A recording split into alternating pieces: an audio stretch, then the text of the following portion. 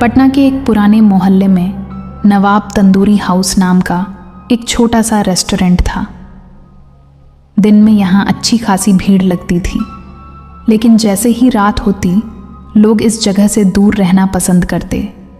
वजह थी एक अजीब सी अफवाह, यहाँ का चिकन तंदूरी भूतिया है। कहते थे कि जो भी इस रेस्टोरेंट में रात 10 बजे के बाद चिकन तंदूरी खाता उसके साथ कुछ ना कुछ अजीब ज़रूर होता। कोई कहता उसे किसी की फुसफुसाहट सुनाई देती, तो कोई कहता उसे अपने पीछे किसी के कदमों की आहट महसूस होती। एक दिन सोमू और उसकी दोस्त रिया ने इस रहस्य को जानने का फैसला किया। चल ना, आज रात वहीं चलते हैं, रिया ने उत्साह से कहा। सोमू थोड़ा डर गई। पागल है क्या, लोग सच में डरते हैं उस जगह से। रिया हंस पड़ी। अरे ये सब अफवाह है, हम खुद जाकर देखते हैं सच्चाई। बहुत सोचने के बाद सोमू मान गई।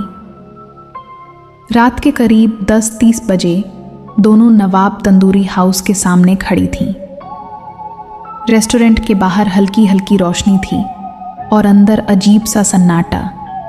दरवाज़ा खोलते ही एक ठंडी हवा का झोंका दोनों के चेहरे से टकराया। अजीब है, सोमू ने धीमे से कहा। अंदर सिर्फ एक आदमी बैठा था, रेस्टोरेंट का मालिक, जिसका नाम करीम चाचा था। उसकी आंखों में एक अजीब सी चमक थी। क्या चाहिए बेटियों? उसने धीमी आवाज में पूछा। रिया ने हिम्मत दिखाते हुए कहा, 2 प्लेट चिकन तंदूरी। करीम चाचा कुछ सेकंड तक उन्हें घूरते रहे, फिर हल्की मुस्कान के साथ बोले, रात में तंदूरी खाना ठीक है, जैसा तुम चाहो। दोनों एक कोने की टेबल पर बैठ गईं। कुछ ही देर में उनके सामने गर्म गर्म चिकन तंदूरी आ गया। उसकी खुशबू इतनी लाजवाब थी कि डर थोड़ी देर के लिए गायब हो गया। देखा, कुछ भी नहीं है, रिया ने पहला बाइट लेते हुए कहा। सोमू भी खाने लगी। स्वाद वाकई बहुत शानदार था, लेकिन जैसे ही उन्होंने तीसरा टुकड़ा खाया, अचानक रेस्टोरेंट की लाइट हल्की हल्की झिलमिलाने लगी। ये क्या? सोमू घबरा गई।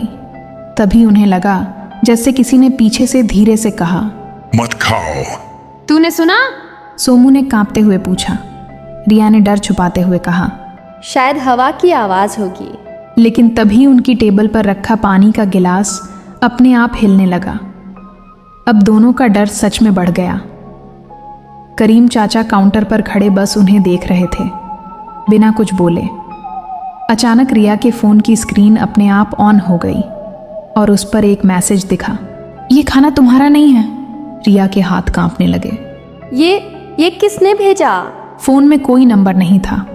तभी रेस्टोरेंट के कोने से एक अजीब सी परछाई उभरने लगी।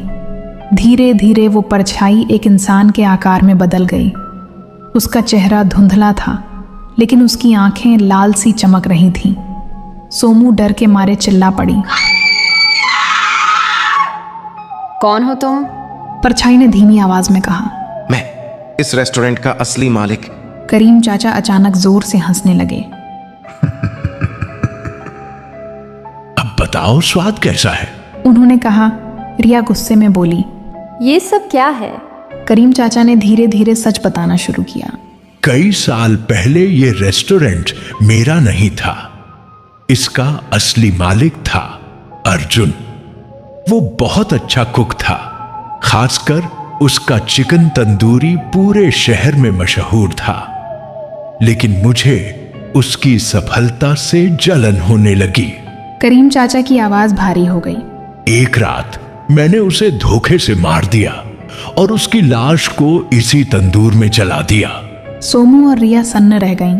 तब से उसकी आत्मा यहीं भटक रही है और जो भी उसका चिकन खाता है वो उसे चेतावनी देने आता है। तभी वो परछाई और साफ हो गई। अब उसका चेहरा दिख रहा था, जलने के निशान, दर्द और गुस्से से भरा हुआ। तुम्हें यहाँ नहीं आना चाहिए था, उसने कहा। रिया ने हिम्मत करके कहा, हम कुछ नहीं जानते थे।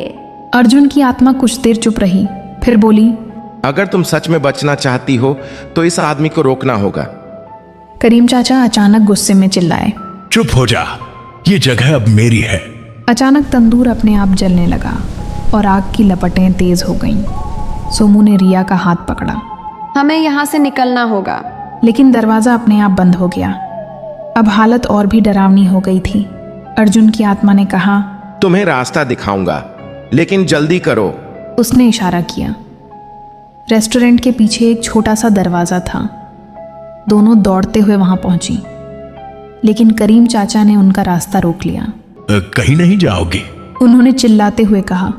तभी अचानक अर्जुन की आत्मा ने जोर से चिल्लाया और एक तेज हवा का झोंका आया। करीम चाचा पीछे गिर गए। इस मौके का फायदा उठाकर सोमू और रिया पीछे के दरवाजे से बाहर निकल गईं। बाहर निकलते ही उन्होंने पीछे मुड़कर देखा। रेस्टोरेंट में आग लगी हुई थी। कुछ ही देर में पूरी बिल्डिंग जलने लगी। अगले दिन खबर आई कि नवाब तंदूरी हाउस पूरी तरह जलकर खाक हो गया और अंदर से सिर्फ एक कंकाल मिला, करीम चाचा का। लोग कहते हैं कि उस रात के बाद अर्जुन की आत्मा को शांति मिल गई, लेकिन आज भी कभी कभी उस जगह के पास से गुजरते वक्त लोगों को तंदूरी चिकन की खुशबू आती है और एक धीमी आवाज़ सुनाई देती है, मत खाओ। अगर आपको वीडियो अच्छी लगी हो तो like, share, comment and subscribe करना ना भूलें। आपके एक लाइक, एक शेयर और एक सब्सक्राइब से हमें बहुत मोटिवेशन मिलता है, और बेल आइकन दबाना ना भूलें। इस तरह आप हमारे चैनल को सपोर्ट कर सकते हैं। धन्यवाद। मिलते हैं नेक्स्ट वीडियो में।